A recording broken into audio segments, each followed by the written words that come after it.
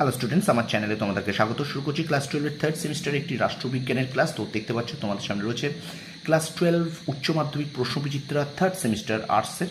তো তোমরা জানো রাষ্ট্রবিজ্ঞান থেকে আমরা চ্যাপ্টার ওয়াইজ, এই প্রশ্নবিচিত্রা থেকে চ্যাপ্টার ওয়াইজ আমরা এমসিকিউ করছিলাম। আজকে চ্যাপ্টার ওয়াইজ এমসিকিউ এর 6 নম্বর পার্ট করব। তো প্রথম থেকে শেষ পর্যন্ত ভিডিওটা দেখবে, একটু স্কিপ করবে না, ঠিক আছে? আর আমার চ্যানেল নতুন হলে অবশ্যই চ্যানেলটি সাবস্ক্রাইব করবে, পাশে থাকা বেল আইকনে প্রেস করে রাখবে। অবশ্যই তোমরা কমেন্ট সেকশনে কমেন্ট করে জানাবে ভিডিওটা কেমন লাগছে, ঠিক আছে? তো চলো শুরু করে দিই। দেখো, আমরা কিন্তু রাষ্ট্রবিজ্ঞানের সেকেন্ড যে চ্যাপ্টার সেটা শুরু করেছিলাম। তো এই যে আন্তর্জাতিক সংগঠন এবং প্রতিষ্ঠানসমূহ, এই অধ্যায়টা আমরা করেছিলাম। তার থেকে আজ আমরা গতকাল 35টা পর্যন্ত করেছিলাম উত্তর। আজকে এই 36 থেকে আমাদের চ্যাপ্টার ওয়াইজ 6 নম্বর ক্লাস শুরু হবে, ঠিক আছে? তো চলো শুরু করি ক্লাসটি। দেখো, আন্তর্জাতিক রাজনীতিতে দুই বৃহৎ শক্তিধর রাষ্ট্রের মধ্যবর্তী স্থানে অবস্থিত নিরপেক্ষ রাষ্ট্র এক্স, যা শক্তিসাম্য বজায় রাখতে সাহায্য করে। এই এক্স কি? এই এক্স হলো বাফার স্টেট, ঠিক আছে? তারপর দেখো, জাতিসংঘের অবসান ঘটে 1939 খ্রিস্টাব্দের 1 সেপ্টেম্বর। আচ্ছা, ব্লু হেলমেটস ব্লু হেলমেটস বলা হয় সম্মিলিত জাতিপুঞ্জের শান্তিরক্ষা বাহিনীর নীল হেলমেটকে। আচ্ছা, এবারে দেখো, এখানে একটা ফুল ফর্ম চেয়েছে। আইএলওর ফুল ফর্ম কি? International labour organisation. দেখো, তোমরা এই যে বাকি ফুল ফর্মগুলো আছে এগুলো কিন্তু তোমরা কিন্তু মনে রাখবে, ঠিক আছে?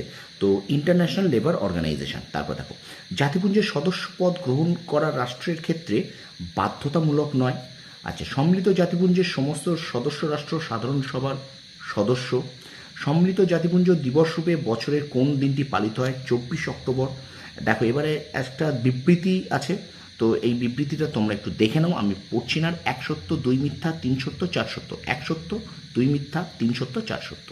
আচ্ছা, শান্তির জন্য মিলিত হওয়ার প্রস্তাবটি হলো ভিটো প্রয়োগের ফলে ড্যাশ শান্তি। তাহলে এটা ড্যাশ শান্তি ও নিরাপত্তা রক্ষায় নিজ দায়িত্ব পালনে অসমর্থ হলে ড্যাশ সেই দায়িত্ব পালন করবে। তাহলে এটা প্রয়োগের ফলে নিরাপত্তা পরিষদ আর সাধারণ সভা, ঠিক আছে? নিরাপত্তা শান্তি, এটা মানে নিরাপত্তা রক্ষার জন্য এটা কিন্তু সাধারণ সভা সেই দায়িত্ব পালন করবে, ঠিক আছে? স্টুডেন্টস একটু শেয়ার করবে বন্ধুদের মাঝে বেশি করে, ঠিক আছে? আচ্ছা, চলো এবার চলে যাই আমরা পরবর্তী প্রশ্নে। দেখো, মহাসচিবের দুটি কাজ হলো বাজেট প্রস্তুত করা ও সাধারণ সবার কাছে বার্ষিক কার্যবিবরণী পেশ।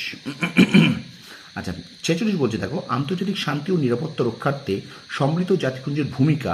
দুটো বিবৃতি আছে, এটা হলো বিবৃতি 1 ও 2 উভয় সত্য। তোমরা একটু ভালো করে পড়ে নেবে এগুলো, বারবার বলছি কিন্তু আমি পড়ছি না, কিন্তু তোমরা যখন পড়বে ভিডিওটা পজ করে কি বলতে চাইছে পড়বে, ঠিক আছে? বিবৃতি 1 এবং 2 উভয় সত্য। পরে প্রশ্ন দেখো, সম্মিলিত জাতিপুঞ্জের সনদ সংশোধন কোন দুটি অঙ্গ ভূমিকা পালন করে? সাধারণ সভা ও নিরাপত্তা পরিষদ। পরে প্রশ্ন, সাধারণ সভাকে বিশ্ব বিবেকের কণ্ঠস্বর বলেছেন অস্টিন। পরে প্রশ্ন, সম্মিলিত জাতিপুঞ্জের কোন সংস্থা সকলের জন্য স্বাস্থ্যোন্নতিতে নিয়োজিত হয়েছে? এটা উত্তর হবে হু। আচ্ছা, জাতিপুঞ্জের প্রধান প্রশাসক হলেন মহাসচিব। পরে প্রশ্ন থাকো, জাতিপুঞ্জের মহাসচিবের রাজনৈতিক ক্ষমতা সম্পর্কে আলোচনা করা হয়েছে 99 নম্বর ধারায়। সাধারণ সভার বার্ষিক অধিবেশন বসে প্রতি বছর সেপ্টেম্বর মাসের 3য় মঙ্গলবার। আচ্ছা, কোন সম্মেলনে সম্মিলিত জাতিপুঞ্জ কথাটি ব্যবহার করা হয়? মস্কো ঘোষণায়। আচ্ছা, কোন সম্মেলনটি 5টি স্থায়ী সদস্য রাষ্ট্রের ভিটো প্রদান সংক্রান্ত আলোচনা করা হয়? ইয়াল্টো সম্মেলনে। সম্মিলিত জাতিপুঞ্জ কথাটি প্রথম ব্যবহার করেন রুজভেল্ট। আচ্ছা, সম্মিলিত জাতিপুঞ্জের সদস্য হতে পারে শুধু সার্বভৌম রাষ্ট্র। বিশ্বশান্তি ও নিরাপত্তা রক্ষার কথা বলা হয়েছে জাতিপুঞ্জের সনদের 1 নম্বর ধারায়। সম্মিলিত জাতিপুঞ্জের নীতিগুলি বর্ণিত হয়েছে 2 নম্বর ধারায়। প্রত্যেকটা খুবই গুরুত্বপূর্ণ, ঠিক আছে? বিশ্বের বৃহত্তম বিতর্ক সভা হলো সাধারণ সভা। জাতিপুঞ্জের কার্যনির্বাহক সংস্থা হলো নিরাপত্তা পরিষদ। আচ্ছা, ইয়াল্টা সম্মেলন কবে অনুষ্ঠিত হয়? 1945 সালের ফেব্রুয়ারি মাসে। আচ্ছা, কাকে বিশ্ব পার্লামেন্ট বলা হয়? সাধারণ সভাকে। আন্তর্জাতিক অর্থভাণ্ডারের প্রধান কার্যালয় অবস্থিত ওয়াশিংটনে। আচ্ছা, বিবৃতি কারণ থাকে এবং 1 এবং আর উভয় সত্য। আর এ এর সঠিকভাবে এ কে প্রতিষ্ঠা করে। আচ্ছা, ইউনেস্কো এর কেন্দ্রীয় কার্যালয় বা সদর দপ্তর কোথায় অবস্থিত? প্যারিসে। আচ্ছা, জাতিপুঞ্জের কর্মদপ্তর গঠিত হয় একজন ড্যাশ এবং ড্যাশ নিয়ে, উত্তর হবে একজন মহাসচিব ও প্রয়োজনীয় সমসংখ্যক কর্মচারী নিয়ে, ঠিক আছে? তো অবশ্যই কিন্তু ভিডিওটা বেশি করে শেয়ার করবে, ঠিক আছে? দারুণ দারুণ প্রশ্ন, দারুণ দারুণ ক্লাস তোমাদের সামনে তুলে ধরছি। তো অবশ্যই কিন্তু যারা নতুন আছো, যারা এখনও পর্যন্ত আমার চ্যানেলটা সাবস্ক্রাইব করে নাও, অবশ্যই তোমরা সাবস্ক্রাইব করে নাও। আশা করি তোমাদের ভীষণ ভীষণ উপকারে দেবে, ঠিক আছে? চলো আমরা ভিডিওটা কন্টিনিউ করি। দেখো, এটা একটা বিরাট বড় একটা প্যাসেজ। তোমরা এখানে এক্স ঘোষণাটি কি, এই টোটালটা একটু পড়ে নেবে। এক্স ঘোষণাটি হলো তেহরান ঘোষণা। আমি এটা এত বড় প্যাসেজটা পড়লাম না, তোমাদের সামনে তুলে ধরলাম। তো তোমরা অবশ্যই কিন্তু এই প্যাসেজটা একটু ভালো করে পড়ে নেবে, ভিডিওটা পজ করে, ঠিক আছে? একটুখানি তোমাদের সামনে তুলে ধরছি, ঠিক আছে? অবশ্যই পজ করে প্যাসেজটা পড়ে নেবে, ঠিক আছে? তারপরে পড়ো। তারপর দেখো, কূটনৈতিক বিশ্বের আয়না বলে অভিহিত করা হয় সাধারণ সভাকে।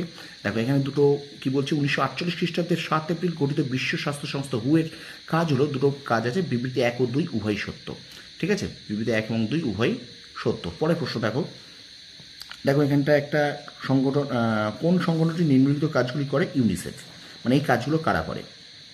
ইউনিসেফ করে।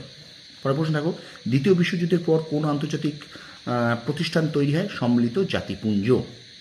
দ্য লিগ অব নেশনস গঠিত হয় 1919 খ্রিস্টাব্দে। অতলান্তিক সনদে স্বাক্ষরিত হয় 8টি ধারা। আচ্ছা, ওয়াশিংটন ঘোষণা ঘোষিত হয় 1942 খ্রিস্টাব্দে। এবং আজকের ক্লাসের শেষ প্রশ্ন দেখো, 1944 সালে কোন সম্মেলনে সাধারণ সভা ও নিরাপত্তা পরিষদের গঠন সম্পর্কে আলোচনা করা হয়? উত্তর হবে ডাম্বারটন ওকস সম্মেলন, ঠিক আছে? তো এই পর্যন্ত তোমাদের আজকে 75 পর্যন্ত আজকে 6 নম্বর ক্লাস শেষ হলো, ঠিক আছে? 6th পর্ব আমাদের রায়মার্টিন প্রশ্নবিচিত্রা থেকে ক্লাস 12 থার্ড সেমিস্টারে।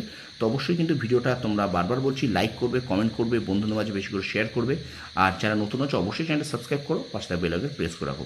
তোমরা সফল হও, তোমাদের সাফল্য কামনা করি। ধন্যবাদ।